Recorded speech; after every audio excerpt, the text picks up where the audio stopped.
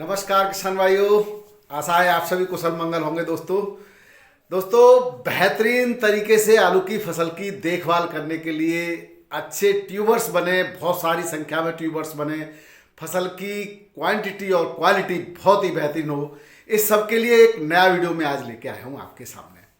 किसान भाइयों, जब हम आलू की बुवाई करते हैं तो आलू की बुवाई में ज़्यादातर महत्वपूर्ण जो मैक्रोन्यूट्रिएंट्स हैं यानी खाद हैं, उर्वरक हैं, उनका बेसल डोज में उनकी पूर्ति करते हैं। लेकिन कुछ जानकारी के अभाव में, कुछ समय के अभाव में, कुछ परिस्थितियों के कारण हम कुछ चीज़ों में ऐसी गलतियां कर देते हैं जिसका परिणाम हमें आलू की फसल में बहुत सारी बीमारियों को या माइक्रोन्यूट्रिएंट डेफिशिएंसी को जो है प्रदर्शित होते हुए देख करके झेलना पड़ता है और उसकी पूर्ति करते करते हमें बहुत बड़े खर्चों का सामना करना पड़ता है। आलू की फसल को जो कैश क्रॉप कही जाती है उसको बचाने के लिए सबसे ज़्यादा जो खर्चा होता है वो फंगीसाइड, इंसेक्टिसाइड्स, माइक्रोन्यूट्रिएंट्स और बाद में जब हम जो है फसल के उत्पादन के लिए जो तरीके अपनाते हैं बढ़िया उत्पादन के, उन सब तरीकों में बहुत ज़्यादा खर्चा होता है। तो हम एक मुहिम चला रहे हैं पिछले 2-3 सालों से कि कम खर्चे में बेहतरीन पैदावार लेनी है, गुणवत्तापूर्ण फसल लेनी है और अच्छे भाव से किसानों की फसल बिकवानी है। इस सब के लिए जिस समय जो जरूरत है उसका वीडियो हम आपके सामने लेकर आते हैं। इस समय किसान भाइयों, जब फसल आपने आलू की बुवाई की थी तो बहुत सारे महत्वपूर्ण खादों का और माइक्रोन्यूट्रिएंट्स का बेसल डोज में प्रयोग किया था। लेकिन कभी कभी क्या होता है कि हम बेसल डोज में जिन माइक्रोन्यूट्रिएंट्स की पूर्ति करते हैं और उनकी जो है डेफिशिएंसी बाद में शो होती है, तो हमें आश्चर्य होता है कि आखिर ऐसा क्यों हुआ। तो उसकी बहुत सारी गलतियां होती हैं, बहुत सारी चीज़ों को की जो कंपेटेबिलिटी नहीं होती, यानी कि मिलाने के समय उनको एक साथ नहीं मिलाया जाता, तो हम डाल देते हैं और बाद में जाकर के वो एक दूसरे के प्रभाव को कम कर देती हैं। तो इन्हीं सब बातों की हम चर्चा करेंगे। 15 से 20 दिन बाद फसल का अंकुरण शुरू हो जाता है और जब तक पौधा अंकुरित होता है तब तक पूरा का पूरा पोषण अपने ट्यूबर्स से यानी सीड से लेता है। के बाद 20 दिन के बाद उसकी जड़ें निकलना शुरू होती हैं। किसान भाइयों, जड़ों का दो तरह से पौधे का अंकुरण ऊपर की तरफ होता है और जड़ें उसकी नीचे की तरफ जाती हैं। जब जड़ें फैलना शुरू होती हैं तो पौधा अपने आसपास मिट्टी के अंदर पाए जाने वाले खनिज लवणों को यानी कि खनिज संपदा से अपना भोजन बनाने की तैयारी करता है। अब चूंकि पौधे के अंदर जो नमी में बीज पड़ा होता है तो उस नमी के अंदर जो थोड़ी सी नमी होती है वो उसके आसपास के खनिजों को यानी कि जो हमने आप खादों के रूप में खनिज दिए हैं उनको ढूंढना प्रारंभ करता है। यहाँ पर बहुत सारे हमने अलग अलग वीडियो दिए हैं जिसमें माइकोराजा के प्रयोग से लेकर के तमाम इंसेक्टिसाइड, फंगीसाइड, माइक्रोन्यूट्रिएंट्स को और अलग अलग तत्वों का भी वीडियो बनाया हमने। सल्फर पर, कैल्शियम पर, पोटेशियम पर, बोरोन पर अलग अलग वीडियो दिए हैं। आप उनको देख करके अलग अलग महत्ता उनकी देख सकते हो। या अब हम बात यहाँ पर जो करेंगे कॉमन बात करेंगे, वीडियो लंबा ना हो इसलिए बहुत शॉर्ट में भी बहुत सारी बातों का करेंगे। तो 20 दिन तक उसने वहां से पोषण ले लिया, अब जड़ें प्रारंभ हो गई। 20 दिन के बाद जड़ें बनना हो जाती हैं और इतने दिनों तक बेसल डोज में जो आपने उर्वरकों को दिया है, जो खनिज लवणों को दिया है, वो आयनित होने लग जाते हैं पानी की मात्रा को प्राप्त करके। जब वो आयनन या तो आयनित हो जाएंगे या वाटर के अंदर पानी में थोड़े थोड़े घुलने लगेंगे और वहां तक धीरे धीरे जड़ें पहुंचने लगती हैं। जड़ों के अंदर पाए जाने वाले छोटे छोटे बाल समान रोम्स होते हैं, उनके थ्रू वो वहां से फिर पोषण लेना प्रारंभ कर देता है। किसान भाइयों, सक्रिय जब खाद हो जाते हैं तब वो खाद उसकी पौधे की वानस्पतिक वृद्धि में सहायक होते हैं और ये वानस्पतिक वृद्धि अभी यहाँ पर जो हमें चाहिए यानी ट्यूबर्स चाहिए होते हैं, वो ट्यूबर्स का यहाँ बनना अभी प्रारंभ नहीं हुआ है। पौधा अभी अपने आप को बढ़ा रहा है, यानी कि पहले वो उसके लिए तैयार कर रहा है। जब पौधा अपने आप को बढ़ाता है तो उसके लिए बढ़ने के लिए भी किसान भाइयों एनर्जी की आवश्यकता होती है और वो एनर्जी पौधा प्रकाश से लेता है। जिस समय आलू की बुवाई होती है उस समय प्रकाश भी भरपूर होता है और तापमान भी लगभग 25 से 35 डिग्री सेल्सियस के आसपास होता है और इससे ज़्यादा तापमान पर जो है विपरीत प्रभाव भी देखने को मिलते हैं। जो अगेती लोग बुवाई करते हैं उसमें हमने देखा होगा कि ट्यूबर्स बनने के लिए जो ऑप्टिमम टेम्परेचर है, जो वास्तविक टेम्परेचर है, वो 25 डिग्री या उससे नीचे होता है, और वो जब तक नहीं मिलेगा, जब तक ट्यूबर्स नहीं बनेंगे, तो जल्दी बुवाई करने वाले किसानों को इसकी हानि होती है कि उस समय तक तापमान 15 से 25 डिग्री सेल्सियस के बीच में होना चाहिए ट्यूबर्स बनने के लिए, वो नहीं हो पाता है, तो ट्यूबर्स भी नहीं बन पाते। रात का तापमान कभी कभी होता है तो बहुत कम ट्यूबर्स बनते हैं, इसका नुकसान उनको झेलना पड़ता है, यानी कम पैदावार के रूप में ये सब उन्हें दिखाई देता है किसान भाइयों।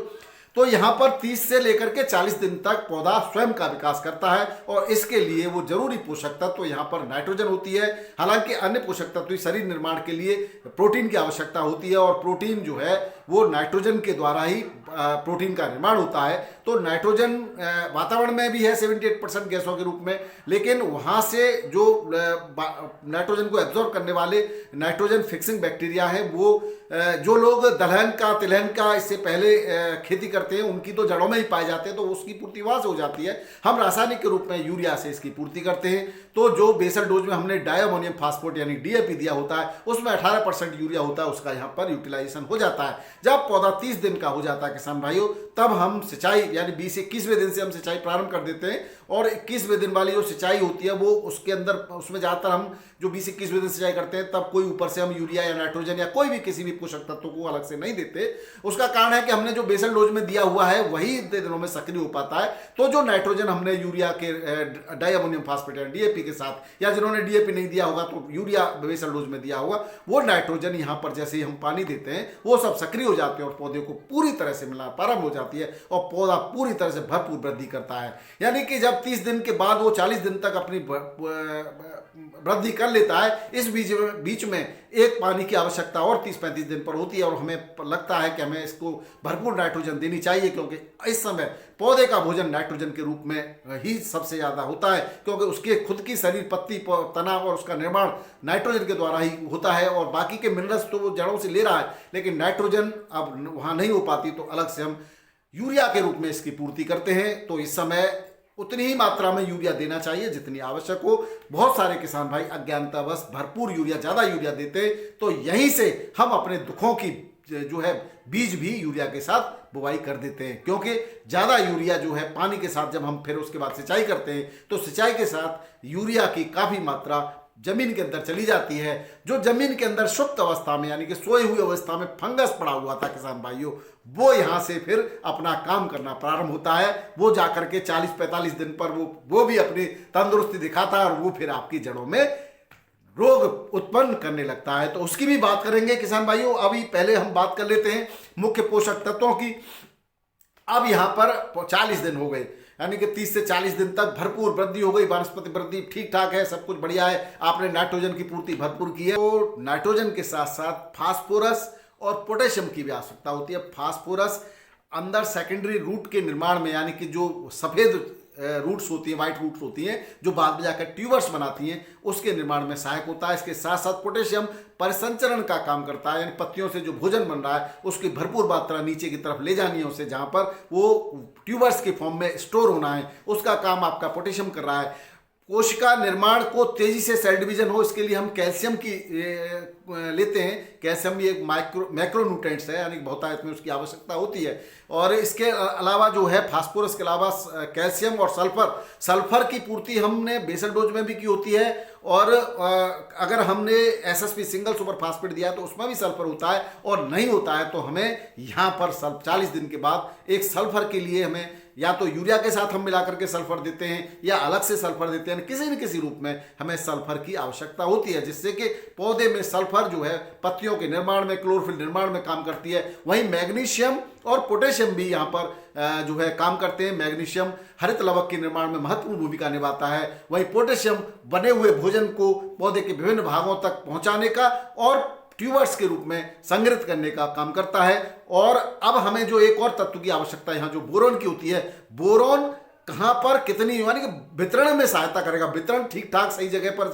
जितना जहाँ आवश्यक है वहीं पहुँचाना है, यानी कि कोई ट्यूबर छोटा है तो उसको ज़्यादा पहुँचाना है, कोई ट्यूबर बड़ा है तो उसको कम पहुँचाना है, पत्तियों को आवश्यक है तो वहाँ में भी पहुँचाना, नहीं है तो वहाँ से फिर से ट्यूबर्स के अंदर लाना है, ये काम ये सब मिल करके माइक्रोन्यूट्रिएंट्स करते हैं, जिसमें हमें आयरन, कॉपर, मोलिब्डेनम, मैग्नीज, इन सब की आवश्यकता होती है। और जब कभी किसी भी तत्व की, पोषक तत्व की कमी पड़ती है तो उसकी कमी को पौधा अपनी पत्तियों के रूप में दर्शाता है। ये जब दर्शाएगा, जब जब जितना थोड़ा बहुत होता है वो तो अपना ले लेता है, वहां पर आपस में कुछ तत्व भी रिएक्शन कर रहे होते हैं किसान भाइयों। अगर आपने पोटेशियम ज्यादा दे दिया है तो मैग्नीशियम की कमी हो जाएगी, और मैग्नीशियम ज्यादा दे दिया है तो पोटेशियम की कमी हो जाएगी। आयरन ज्यादा दे दिया है तो मैग्नीज की कमी हो जाएगी, मैग्नीज ज्यादा दे दिया तो आयरन की कमी हो जाएगी। फास्फोरस ज्यादा दे दिया तो जिंक की कमी हो जाएगी, जिंक ज्यादा दे दिया तो फास्फोरस की कमी हो जाएगी। इसी तरह कैल्शियम और बोरोन का आपस के अंदर एक संबंध होता है। तो आप इन सब की जो है फिर जो है डेफिशिएंसी डिजीज भी आपको 50 दिन के आसपास दिखाई देती है। अगर ऐसा आपने स्वयं देखा होगा, जो मैं बोल रहा हूं वो आपने स्वयं ने देखा है, मैं केवल उसको साइंटिफिक तरीके से जोड़ रहा हूं किसान भाइयों। यहां पर 40 से 60 दिन पर ट्यूबर्स का निर्माण पूरी ताकत के साथ होता है, बहुत ज्यादा। तो यहां पर हमें फास्फोरस की आवश्यकता ज्यादा होती है। पोटेशियम हमने बेसल डोज में दिया है, इसलिए अभी पोटेशियम वही पूरी तरह से काम कर रहा होता है, लेकिन फास्फोरस जो बेसल डोज में दिया होता है उसकी कई सारी रिएक्शंस होती हैं, वो तो जीवन पर्यंत काम करेगा। लेकिन ज्यादा हमें ट्यूबर्स के लिए पौधा भरपूर तरीके से स्वतंत्र तंदुरुस्त बना रहे, ट्यूबर्स ज्यादा बने, इसलिए हमें अलग से हम फास्फोरस की पूर्ति यहां पर स्प्रे की फॉर्म में करते हैं। आजकल नैनो डीएपी सर्व से बढ़िया स्रोत है फास्फोरस की पूर्ति का। हम 500 मिलीलीटर नैनो डीएपी के साथ अन्य पोषक तत्व जैसे कि हम जो सीवीड्स हैं, समुद्री खरपतवार हैं, या माइक्रोन्यूट्रिएंट्स कॉम्बिनेशन बहुत सारे आते हैं, उसको हम इसके साथ ले सकते हैं। सागरिका है या और भी बहुत सारे हैं, हम उनका प्रयोग यहाँ पर करते हैं। और यही आवश्यकता होती है किसान भाइयों प्लांट ग्रोथ प्रमोटर्स की, रेगुलेटर की अभी आवश्यकता नहीं है, प्लांट ग्रोथ प्रमोटर्स की आवश्यकता होती है। तो हम एनपीके 1261 का प्रयोग यहाँ पर कर सकते हैं, उसके साथ बोरोन ले सकते हैं अगर आपको कहीं बोरोन की अगर बेसल डोज में कम दिया या कहीं कमी दिखाई देती है। अथवा प्लांट ग्रोथ रेगुलेटर्स में बायोवीटा का प्रयोग करते हैं, जिसकी मात्रा 200 से 400 ml, यहां तक नहीं 60 दिनों तक 65 दिनों तक कभी भी आप आवश्यक होने पर इसका प्रयोग कर सकते हैं। इसके अलावा हम और भी न्यूट्रिएंट्स हैं बहुत सारे, एमिनो एसिड्स के रूप में बहुत सारे आते हैं, ब्रांड नेम में आते हैं, उनका हम प्रयोग करते हैं। फंटेक प्लस नाम से आता है, उसका प्रयोग कर लेते हैं। टाटा बहार नाम से आते हैं, उसका प्रयोग करते हैं। तो हमें यहाँ पर 40 से 60 दिन के बीच में एनपीके 05234 या 1261 के साथ साथ या नैनो डीएपी के अलग स्प्रे के बाद इनका भी एक स्प्रे करना लाभप्रद होता है। तो मैंने मात्रा भी बता दी है, इसके बाद कब करना चाहिए वो भी मैं बताऊंगा। पीजीआर का प्रयोग अभी हमें करने की आवश्यकता नहीं है। अगर किसी कारण से बस आपके 50 दिन के आसपास आप देखते हैं कि आपकी वानस्पतिक वृद्धि जो उम्मीद है यानी जो होनी चाहिए वो नहीं हो रही है, तो यहाँ पर भी पीजीआर का प्रयोग किया जा सकता है, जिसके अंदर जो प्रमोटर्स में पीजीआर आते हैं वो आप जो है ले सकते हैं। पैक्लोब्यूटाजोल ले सकते हैं, जिसमें कल्टार आता है 40 से 70 ml का। और इसके बाद घरगा का चमत्कार यहाँ पर सबसे ज़्यादा बेनिफिशियल रहता है, जिसमें मैपिक्वेट क्लोराइड आता है, जिसका 400 ml प्रति एकड़ के हिसाब से हम स्प्रे कर लेते हैं, जिससे क्या है कि कभी कभी वानस्पतिक वृद्धि रुक जाती है तो उसका हमें प्रयोग कर लेते हैं। या फिर हम सीधे सीधे जिब्रेलिक एसिड 0.001% से के नाम से बहुत सारे ब्रांड नेम आते हैं, जिसमें होसी वगैरह आता है और बहुत सारे आता है, जो भी मिलता है उसका भी हम यहाँ पर प्रयोग कर सकते हैं अगर आपकी वानस्पतिक वृद्धि पर्याप्त नहीं हो रही है। तो ये जितने भी प्लांट ग्रोथ प्रमोटर्स होते हैं वो किसान भाइयों वो आपके सुसुप्त अवस्था में पड़े हुए माइक्रोन्यूट्रिएंट्स को ही सक्रिय करते हैं, जो कि जो है या हार्मोन्स पौधे के अंदर पाए जाने हार्मोन्स को सक्रिय कर देते हैं। तो ये तेजी से फिर वानस्पतिक वृद्धि देखी जा सकती है। अगर यहीं पर किसान भाइयों रोगों का प्रकोप भी देखा जाता है। अब 40-50 दिन के आसपास जब आपकी फसल होने लगेगी तो बादल छाए होंगे, सूर्य का प्रकाश कम पड़ने लगेगा और कभी कभी मावट रूपी बारिश हो जाती है, तो वातावरण में नमी भी ज्यादा हो जाती है, कोहरा छा जाता है, तब भी नमी ज्यादा हो जाती है। कई दिन तक सूर्यनारायण के अगर दर्शन न हो तो जमीन में पड़ा हुआ आपका फंगस यहाँ पर अपना काम प्रारंभ कर देता है। न केवल मिट्टी के अंदर वाला फंगस बल्कि सूर्य नारायण के दर्शन न होने से आसपास से भी फंगस यहाँ पर आपको अटैक करने लगता है। तो यहाँ उत्पन्न होती हैं समस्याएं और इन समस्याओं का समाधान करना होता है किसान भाइयों। और यहाँ पर आपका सबसे पहले जो दिखाई देने वाला है वो 40-45 दिन 35-40 दिन पर भी दिखाई होता है, जड़ गलन दिखाई देने लगती है। इसके अलावा पपड़ी पन्ना माइक्रोन्यूट्रिएंट्स डेफिशिएंसी बाद में दिखाई देगी।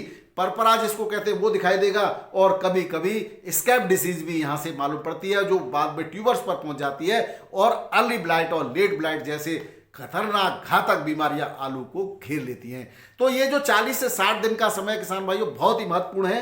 तो सबसे पहले हम 40-45 दिन पर कोई रोग ना आए या जड़ पे संबंधी कोई समस्या दिखाई देती या नहीं आ रहा है तो हम प्रोटेक्टिव कहते हैं उसको। प्रोटेक्टिव यानी कि आने से पहले ही हम प्रोटेक्शन कर देते हैं अपने फसल का। तो प्रोटेक्टिव फंगीसाइड का, हल्के फंगीसाइड का हमें प्रयोग करना चाहिए। उसमें सबसे पहले हम मैंकोजेब का हम स्प्रे करते हैं, मैंकोजेब कार्बोनेजिब का स्प्रे हमें यहाँ पर कर देना चाहिए। इसके बाद किसान भाइयों हमें फसल पर लगातार नजर रखनी है, और अब दूसरा या तीसरा पानी लग रहा है, हर 15 दिन में आवश्यकता अनुसार पानी भी हमें लगाना है, लेकिन पानी की मात्रा का भी विशेष ध्यान रखना है। पानी की मात्रा कम कम यूज करनी है। ज्यादा पानी लगने से फंगस का खतरा बढ़ जाता है। ज्यादा खेत में कहीं पानी न भरा हो इस बात का भी हमें ध्यान रखना है, नहीं तो फिर फंगस अटैक आपका बढ़ जाएगा। एक होता है ब्लैक लेग डिसीज, जो ब्लैक स्कार्फ राइजोक्टोनिया एक जो है नामक फंगस होता है राइजोक्टोनिया, उसके कारण होती है। तो बहुत सारे फंगस हैं जिनके कारण डिफरेंट डिसीज होती है। तो अब बहुत सारे फंगस हैं तो बहुत सारे तो हम रसायन स्प्रे करेंगे नहीं, तो हमें एक ऐसे कॉमन रसायन का स्प्रे करना चाहिए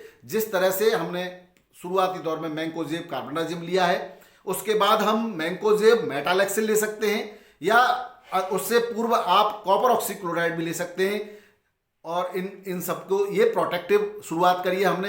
अब हम लेते हैं कि आपका कोई रोग आने के चांस हमें दिखाई देने लग गए। हम ज़्यादातर अब हम बात कर लेते हैं परपरा नामक बीमारी, जो परपरा आप कह रहे हैं। परपरा में कई लोग अलग अलग तरीके से उसको डिफाइन करते हैं, उसकी परिभाषा देते हैं। शुरुआत में आपने देखा पत्तियों में ऊपर से अगर काले धब्बे दिखाई दे रहे हैं, नीली बैंगनी या मुड़ी हुई पत्ती दिखाई दे रही है, तो ये परपरा है। परपरा का मीनिंग है माइक्रो न्यूट्रिएंट्स की डेफिशिएंसी उसमें शो हो रही है। तो वो निश्चित रूप से कहीं ना कहीं मैंने बता दिया, कहीं कोई ज़्यादा चीज़ दी है, कोई कम दी है उसकी डेफिशिएंसी, लेकिन इससे पत्तियां कमज़ोर होती हैं। उसके अंदर जो हरित लवक है यानी क्लोरोप्लास्ट है वो हल्का पड़ जाता है, और वहाँ से फंगस अपना काम करना प्रारंभ कर देता है। तो अर्ली ब्लाइट भी आ सकती है वहाँ से। तो किसान भाइयों इसका मतलब ये है कि सबसे पहले हमें उसके प्रोटेक्शन के लिए किसी प्रोटेक्टिव फंगीसाइड का स्प्रे करना आवश्यक है। उसमें आप मेटालेक्सिल 8% प्लस मैंकोजेब 64% का स्प्रे करने के बाद माइक्रोन्यूट्रिएंट कॉम्बिनेशन का स्प्रे कर दें तो इस बीमारी से निजात पाई जा सकती है।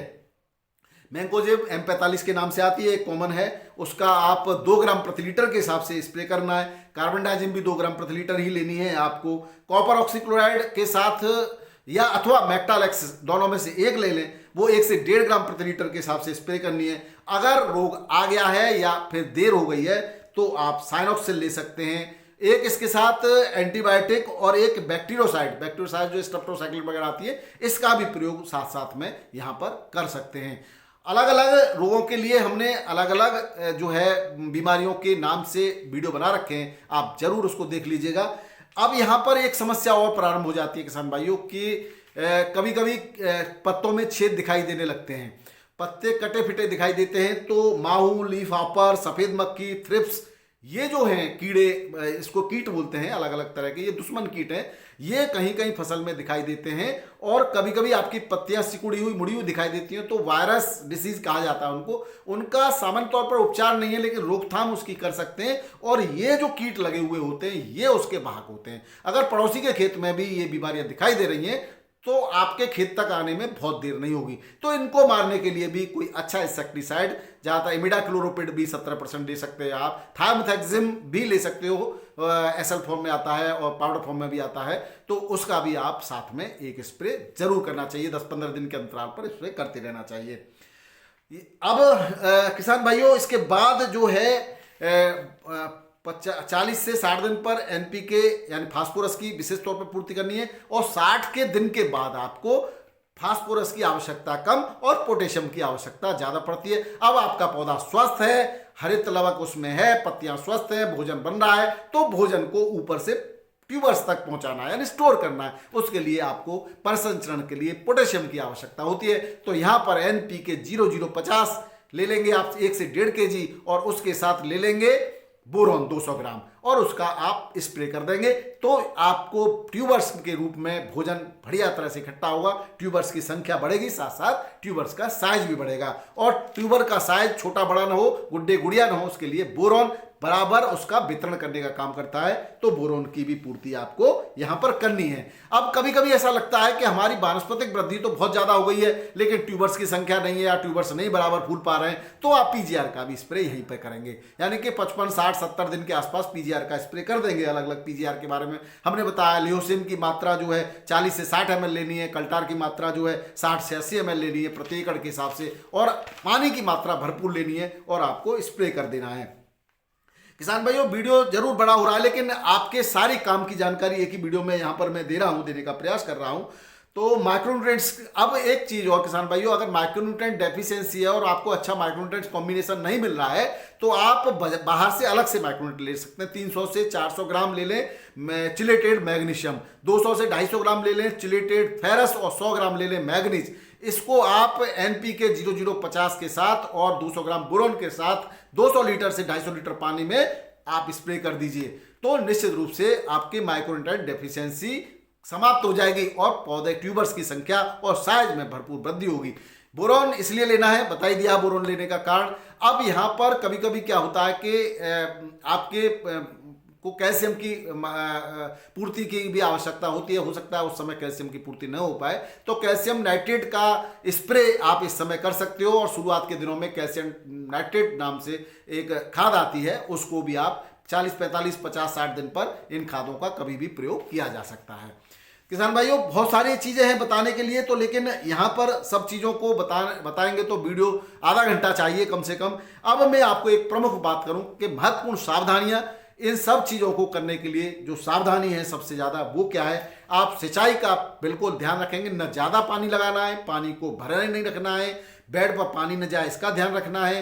शुरुआती सिंचाई धीरे धीरे आधे बेड तक होती है, फिर आधे से थोड़े ज्यादा बेड तक होती है और पूरा बेड कभी भी लास्ट तक भी आपको डुबोना नहीं है, वरना क्वालिटी जो है ट्यूबर्स की चमक जो है गायब हो जाएगी या और फंगस अटैक बढ़ जाएगा। जिस समय आप किसी उर्वरक को दे रहे हैं तो ज्यादा से ज्यादा वृद्धि नहीं होगी। ज्यादा रोटी खाने से बहुत ज्यादा जबरदस्ती ठूसा नहीं जाएगा, बीमार हो जाएगा। तो वही यहां पर है, ज्यादा उर्वरक देंगे, एक कोई माइक्रोन्यूट्रिएंट्स को ज्यादा दे दिया तो दूसरा उसको कमी शो होने लगेगी। तो आपको एक संतुलित मात्रा में जो भी देना है उर्वरक संतुलित मात्रा में प्रयोग करना है। वानस्पतिक वृद्धि और ट्यूबर्स की संख्या और साइज पर बराबर नजर रखनी है।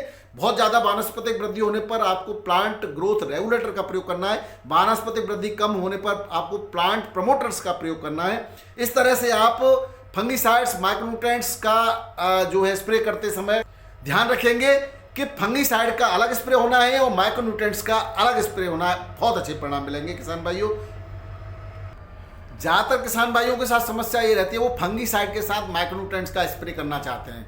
तो देखिए किसान भाइयों, दोनों का सामान्य तौर पर अगर कोई रोग नहीं है, पौधा स्वस्थ है, तो कभी कभी दोनों का थोड़ा थोड़ा फायदा भी हो जाता है और कभी कभी किसी का फायदा नहीं होता, उल्टा नुकसान भी हो जाता है। तो बेहतर यही रहता है कि एक फंगीसाइड का स्प्रे अलग रखें और माइक्रोन्यूट्रिएंट्स यानी कि पोषण देने के लिए जो भी आप उसके अंदर पीजीआर का प्रयोग कर रहे हैं, माइक्रोन्यूट्रिएंट्स का प्रयोग कर रहे हैं या जो भी न्यूट्रिएंट्स उसको दे रहे हैं, खाद उर्वरक जो भी हम दे रहे हैं, उसका एक अलग स्प्रे रखें। तो एक अंतराल इसके अंदर 4-5 दिन का अंतराल आप रख सकते हैं, तो बीच बीच में 1-2 स्प्रे ज्यादा हो जाएंगे, उसका कोई दिक्कत नहीं है। लेकिन अगर ये ऐसा करते हैं तो आप परिणाम जो है जरूर बेहतरीन देखने को मिलेंगे। इसके साथ साथ कुछ रासायनिक ऐसे यौगिक हैं जिनको आपस में हम नहीं मिलाते हैं, उसके बारे में मैं कई बार बता चुका हूं।